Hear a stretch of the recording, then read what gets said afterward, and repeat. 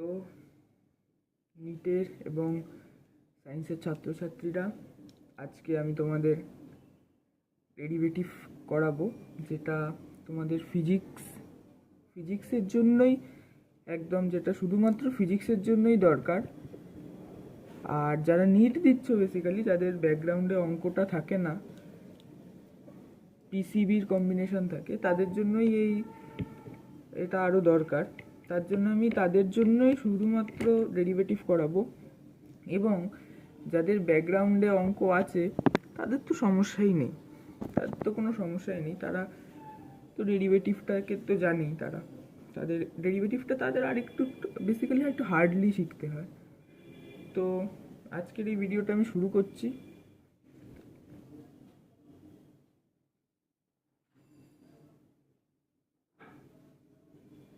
তো ভিডিওটা শুরু করার আগে আমি একটু বলে দিতে চাই যে এটা শেষ করতে আমার একটা ফার্স্ট ক্লাসই শেষ হয়ে যাবে, 20 মিনিটের একটা ফার্স্ট ক্লাসই শেষ করে দেবো। কিন্তু আর একটু বলে রাখি যে ডেরিভেটিভের যে নেক্সট ক্লাসে আমি হচ্ছে অনেক কিছু অঙ্ক সলভ করিয়ে দেবো, ঠিক আছে? তো যাদের ব্যাকগ্রাউন্ডে অঙ্ক আছে তাদের ডেরিভেটিভটাকে আর একটু হার্ডলি শিখতে হবে, আর যাদের অঙ্ক নেই তাদের তো কোনো ব্যাপারই না, তাদের একদম বেসিক ফিজিক্সের জন্য একদম বেসিক ডেরিভেটিভ শিখতে হবে। তো শুরু করছি। দেখো, ডেরিভেটিভের ফার্স্ট ক্লাস 1, ক্লাস 2তে আমি বারবার বলে দিচ্ছি কিছু অঙ্ক প্র্যাকটিস করাবো, ব্যাস।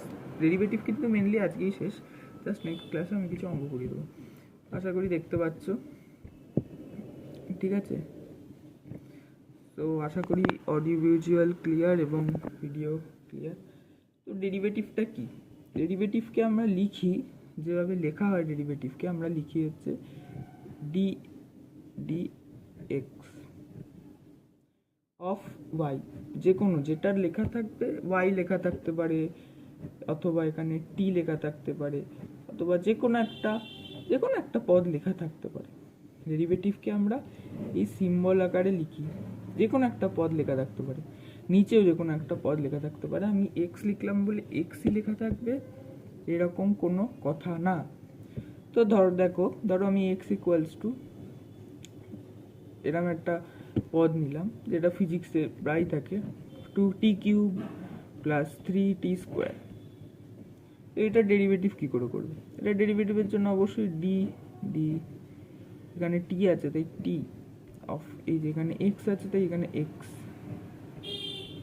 বা এটাকে তোমরা এরমভাবেও লিখতে পারো, dx অফ dt। তো ডেরিভেটিভ করার ফার্স্ট রুল হচ্ছে, আমি অন্য কালি দিয়ে দেখানোর চেষ্টা করছি যাতে একটু হাইলাইট করতে পারি। তো একদম ফার্স্ট যেটা রুল সেটা হচ্ছে এই যে অন্ধকার পড়ছে,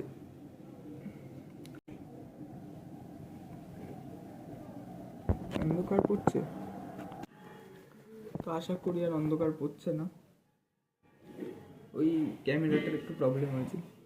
তো ঠিক আছে, তো যেটা বলছিলাম, ডেরিভেটিভ করার ফার্স্ট রুল হচ্ছে, ডেরিভেটিভ করার যেটা ফার্স্ট রুল সেটা হচ্ছে তোমাদের পাওয়ারটাকে দেখতে হবে, পাওয়ারে কি আছে। তো এখানে দেখো পাওয়ারটা, দেখো এখানে স্কোয়ার আছে, এখানে কি আছে, কিউব আছে, ওকে। এবার পাওয়ারের যে আগের সংখ্যা, মানে অর্থাৎ এই যে টি এর সাথে কি আছে, টি এর সাথে 3 আছে, এখানে 2 আছে। তো তোমাকে এই পাওয়ারের সাথে এটাকে গুণ করে দিতে হবে, পাওয়ার যত আছে সেটার সাথে এটাকে গুণ করে দিতে হবে, পাওয়ারের সাথে এটাকে গুণ করে দিতে হবে।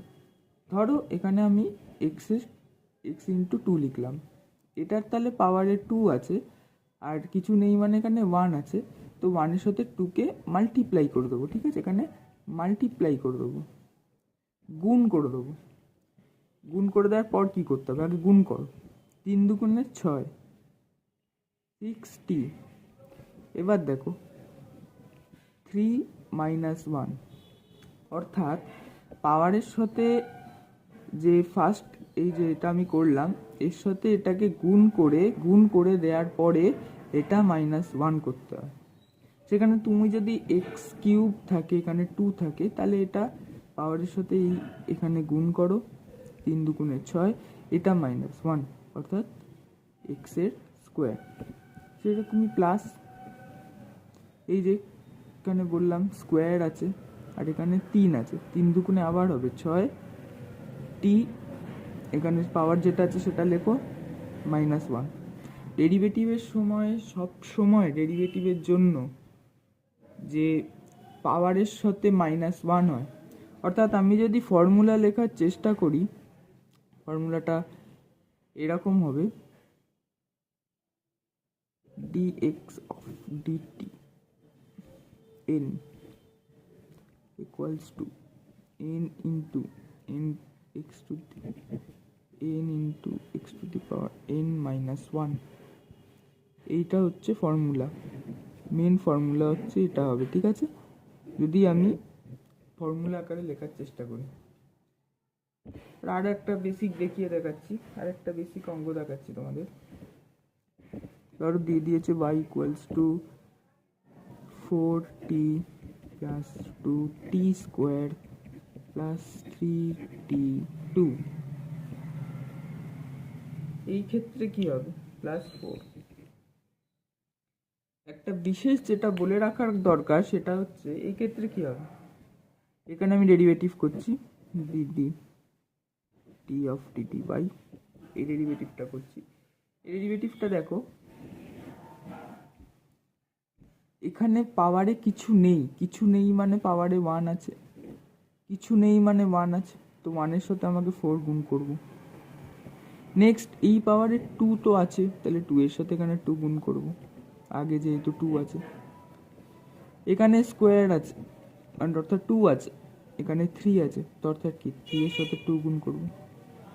এখানে কি হবে, সেই জন্য আমাকে একটা ডেরিভেটিভের একটা সূত্রে যেতে হবে, যেখানে dx of dt y of dx যাই হোক of constant equals to 0 হয়। মানে 4 একটা কনস্ট্যান্ট পদ, আমি এটা যদি আরেকবার লিখি ddx of constant equals to সবসময় 0 হয়। 4 একটা কনস্ট্যান্ট পদ, তাই এটা ডেরিভেটিভ করলে সবসময় 0 দেবে। তো আশা করি বোঝাতে পেরেছি।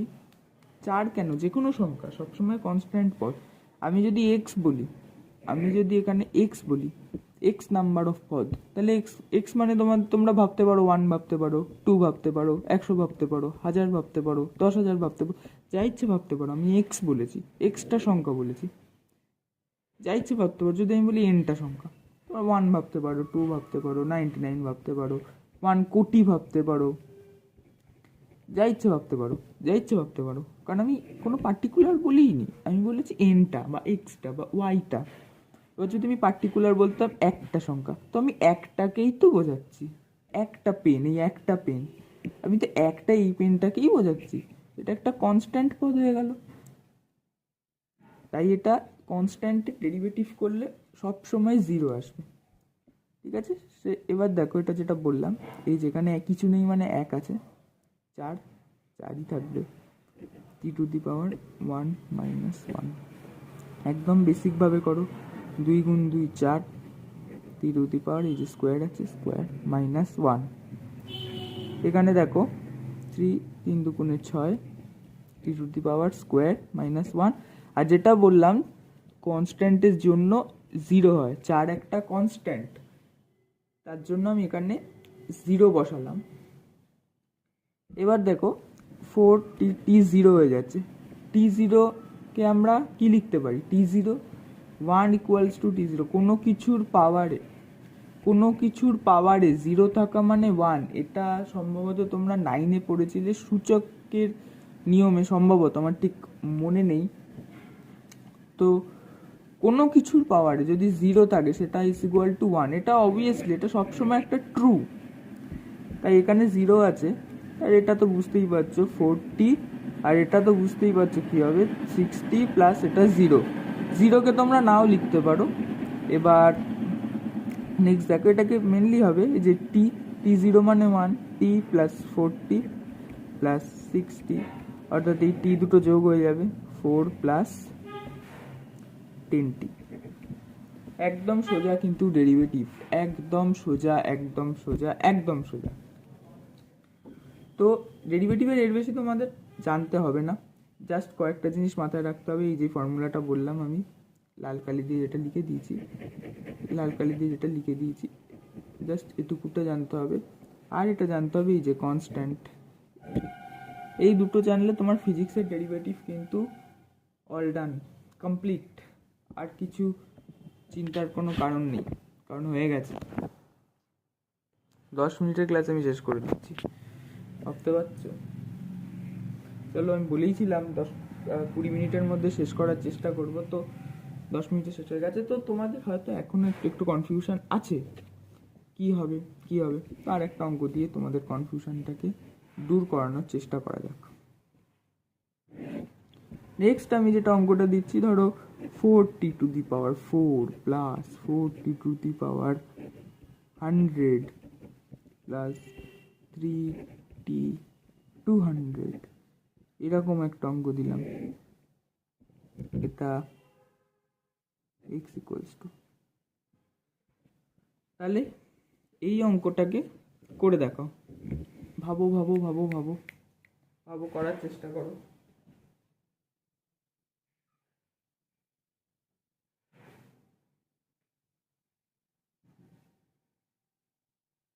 আমি জানি না তোমরা অঙ্কটা করতে পেরেছো কিনা, তাও করতে পারা তো উচিত, তাও আমি একবার করিয়ে দিচ্ছি।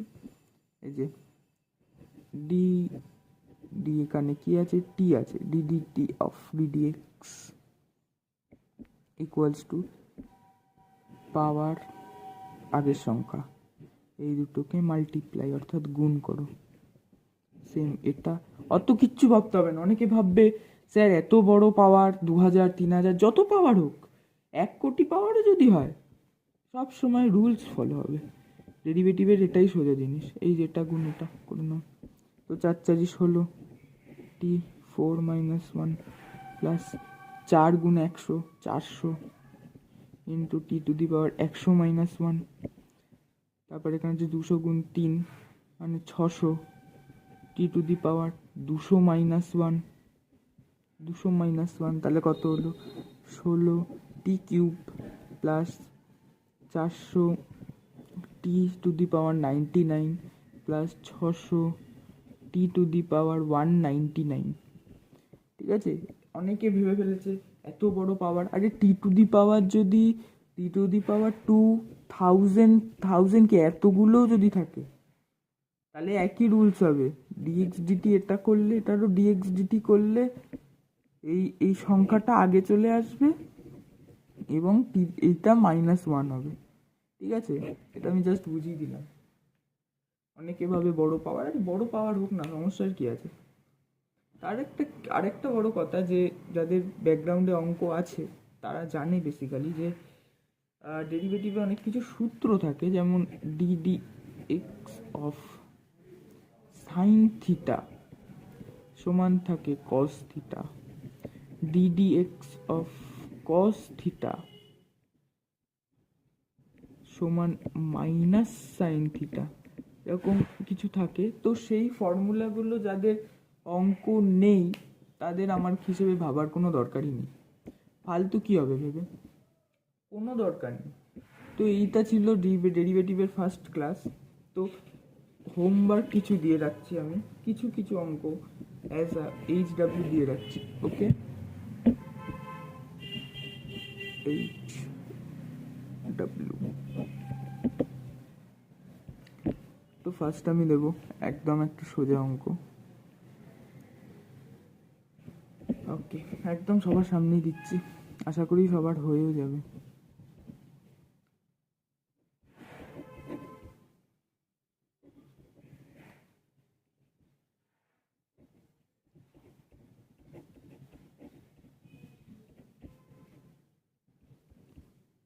সব কটারই ডেরিভেটিভ করবে, ঠিক আছে, সব কটারই ডেরিভেটিভ করবে।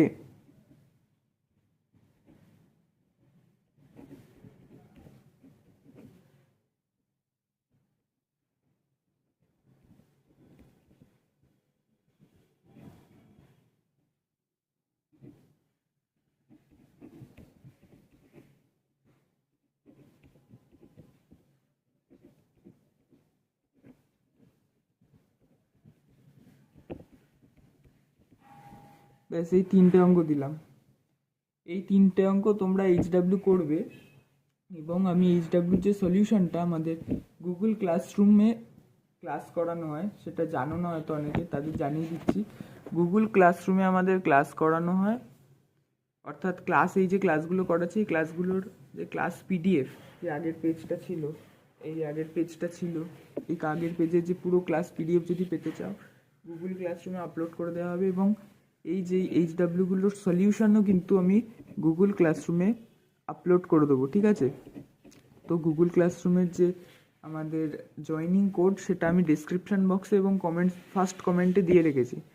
অবশ্যই গুগল ক্লাসরুমটা প্লে স্টোর থেকে ইনস্টল করবে, ইনস্টল করে জানো যে কী করে জয়েন করতে হয়। প্লাস আইকনে গুগল ক্লাসরুমের ওখানে ইনস্টল করে সাইন ইন করার পর একটা প্লাস অপশান দেখতে পাবে, ওখানে জয়েন উইথ কোড অপশান লেখা থাকবে। ওই জয়েন উইথ কোড অপশানে ক্লিক করে আমার যে কমেন্ট বক্সে বা ডিসক্রিপশানে যে কোডটা দেওয়া আছে, ওই কোডটা দিয়ে আমার ফিজিক্স গ্রুপে জয়েন করতে পারবে ক্লাস 11-এর। তো আরেকটা লাস্ট অঙ্ক মনে হলো দিয়ে দিই।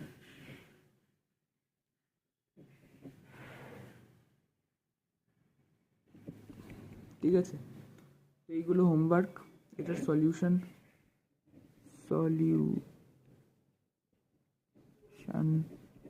In Google classroom.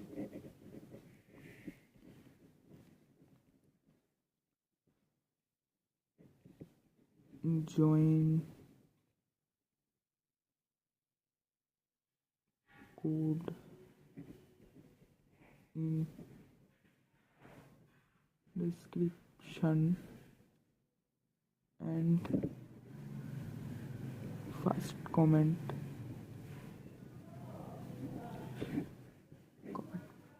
তো যেটা লিখেও দিলাম আমি বলেও দিলাম, আবার লিখেও দিলাম, জয়েনিং কোডটা কিন্তু ডেসক্রিপশন এবং ফার্স্ট কমেন্টে আছে। এর সলিউশন কিন্তু আমি আজকেই একদম রেডি আছি। তো টাটা, একদম 20 মিনিটের মধ্যে কিন্তু শেষ করে দিয়েছি।